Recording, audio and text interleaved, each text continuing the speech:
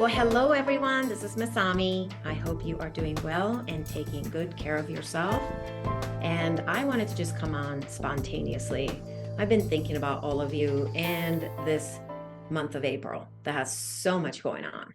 So I thought, why not come on and just record something really quickly to support you and to let you know that what I have been experiencing and sensing already since April started. Well, we're still in the residual energy from the lunar eclipse that we experienced last month. So whatever messages, whatever that you have been processing, that's going to still come about, that you will need to still address that. And today I invited my husband, Chris, to be on the other side. So we will just do a short recording and we'll have a little conversation. So Chris, you want to say hello? Yeah, hi everybody. I don't usually get on these calls that Masami does for the moon and cosmos, but I'm glad to be here today because this is such an interesting time. And we've been having a lot of conversations about what's happening in the world, what's happening in our lives, the people around us. So we'll just say a little bit about that. And, one thing I wanted to say before we started, Masami, is just I know you're going to talk about this more as we get close to this total solar eclipse that's coming next week. But one of the things that I just encourage people to pay attention to is what's happening in your networks, because there's something happening in the cosmic networks where we're going to be seeing up to 4 other planets visible alongside this total eclipse. And I've been noticing that in our world too, that people around us are talking to us, they're connecting with us, they're sharing our work with other people. And it's really starting to produce this effect, this communal network effect. So that's one of the big things that I'm noticing.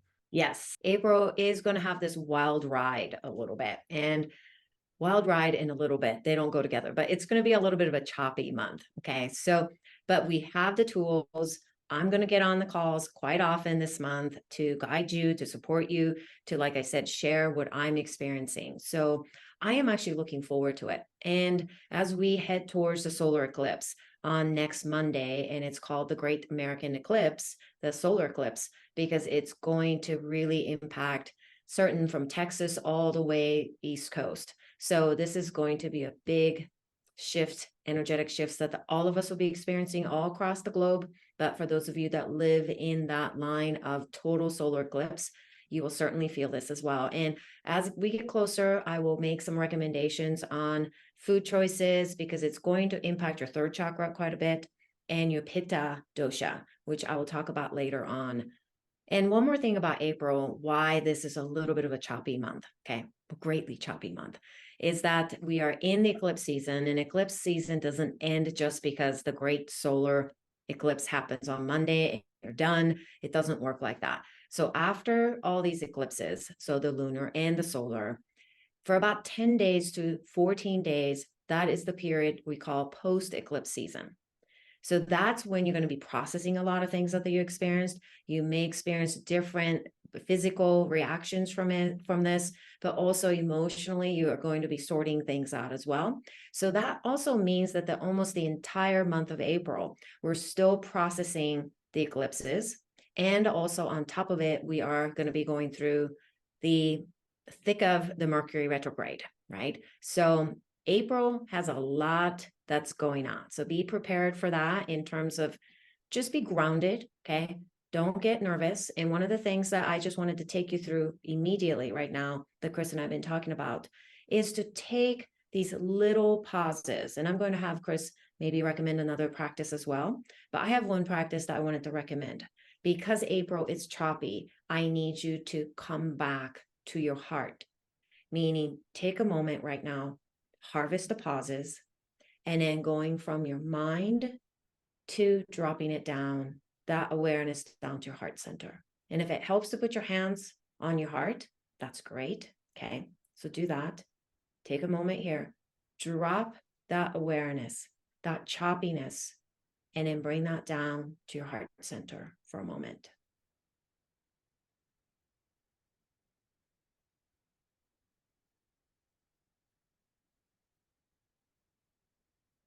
And as I do this for collective energetic fields, I can feel that we need this all throughout the month. So that's one thing that I wanted to say. And I'm sure, Chris, you have another example of ways that we can support one another in harvesting pauses.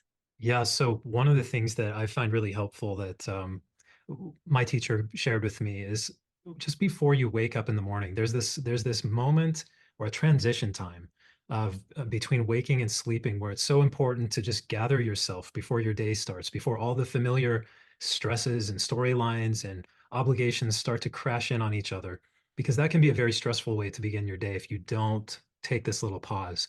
So one really lovely way that you can do this is just while you're in bed. You don't even have to do anything other than be aware that you're awake, that you're here, and that there's all of this life around you. And one of the things that you can do in that pause is really share your gratitude, give blessings. That might be a way to think of it, is to give blessings to the people that really sustain and support your life, the people that make everything possible around you. And I have to say, with all the degrees of separation, pretty soon we're talking about just about everyone, because we're talking about the food producers and the bus drivers and the people that fix the roads. It's pretty much everybody as soon as you start to connect all the dots. So just to open to that first thing in the morning can be a very relaxing and regenerating way for you to start your day instead of just rolling out of bed into whatever familiar pattern your days usually start with. It really opens up a new space. Okay, so those are two practices that we are recommending. That's great. Those are great ways to harvest pauses. And one last thing that I wanted to say here, and then, I'm sure Chris, you will have something to add here, but this month is so important for us to pivot. So this is one of the things that I talked about in the video about Mercury retrograde and how it's such an incredible time for those of you that are struggling with maybe memory issues, maybe brain functions are deteriorating. You've started noticing like you're experiencing some brain fogs and things like that, age related or otherwise. It's really important that you practice pivoting this month. So what that means is that the situation is going to change. What you plan to do may not work out. Then in that moment, pivot. Okay. And as you pivot your plans or your thinking, you say to yourself, nice job. I'm doing it, because then the different circuits of your brain can reconnect or regrow different connections for the first time that maybe you haven't visited those connections in a long time. Okay. So just do what you can to enjoy this ride of, it's choppy. It feels choppy, but it's a form of practicing how to expand your mind and in your brain.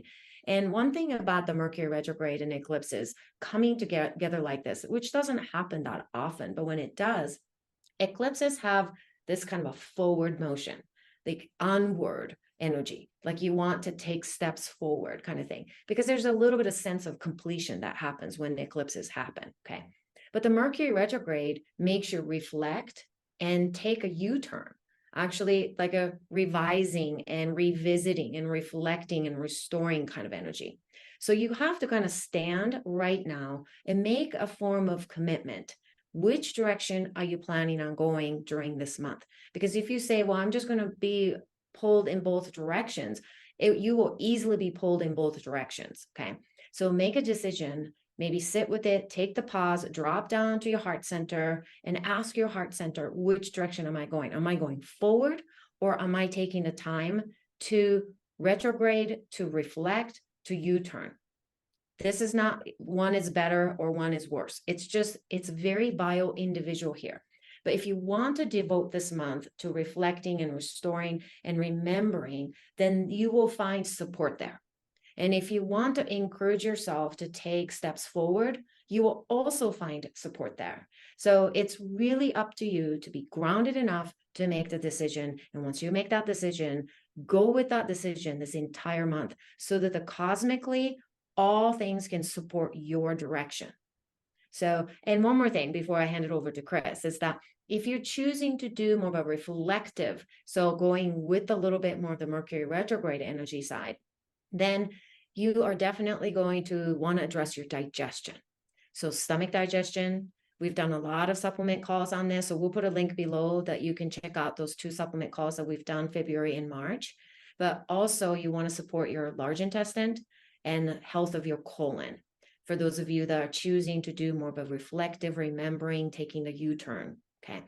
But if you want to choose to do the forward motion, the completion and going forward to the next stage, then I recommend that you look into your lymphatic system a little bit more and create more flow in that. that requires you to do more movements throughout the day. That requires you to set aside some time to go for brisk walks and other things that will open up and move the lymphatic system. So those are the things that I wanted to mention. Okay. Chris, you have anything else to add? Last thing I would say is that this is a time of transition. And so you may notice that there is some emotional charge around projects, around relationships, just in general in the air. And so this is also a good time for you to acknowledge where those feelings are, where they're coming up. We've been hearing from a number of people telling us about this flood of feeling that they've been having. And I've been having a bit of that myself with just over preparing for projects I'm working on and just being extra ready. And it's been a little bit stressful, but just to notice that there's this desire that I might call it to really become, there's something that's wanting to move through this and to come out of it. And that can bring about that emotional charge that I was mentioning. So one last quick thing would be another little pausing practice, which is if you find yourself caught up, if you're getting stuck in those emotions of whatever it is, I don't know what it is, it's just so intense, or it's just something that it's kind of wrapping its arms around you and making you feel like you're just kind of caught up in it. Well, this is a great opportunity for you just to set those thoughts aside. And I love this one. Do it for just 10 seconds. Just for 10 seconds. Just set it aside and clear your mind. Take a couple breaths. And I assure you, whatever was bothering you before will be more than ready for you to pick it up again if that's what you want to do after those 10 seconds. But give it a try. It can be very helpful to navigate this time. I love it. I love it. Like as a side note, the 10 seconds time as you distinguish the speaker in your mind and the listener in your mind. And you tell the speaker inside you, because you always have a speaker and a listener in you, right? Tell your speaker to take 10 seconds pause. Okay. And you allow that 10 seconds of silence to slowly come back in and make those pockets of 10 seconds pauses.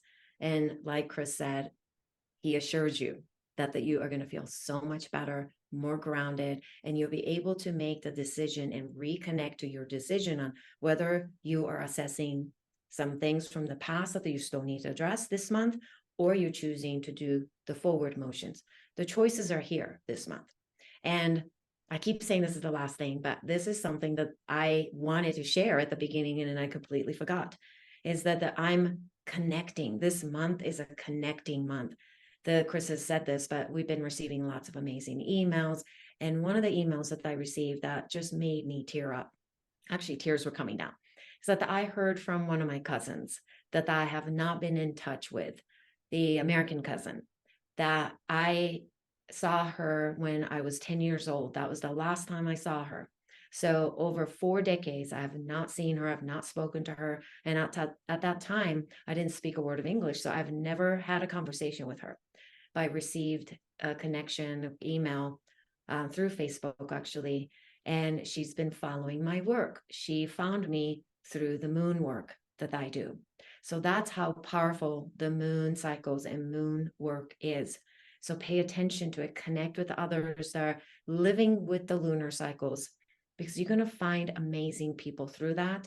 And as you do that, you might find lost connections coming back, new connections being made this month. So enjoy the pauses, and thanks for being here with both of us.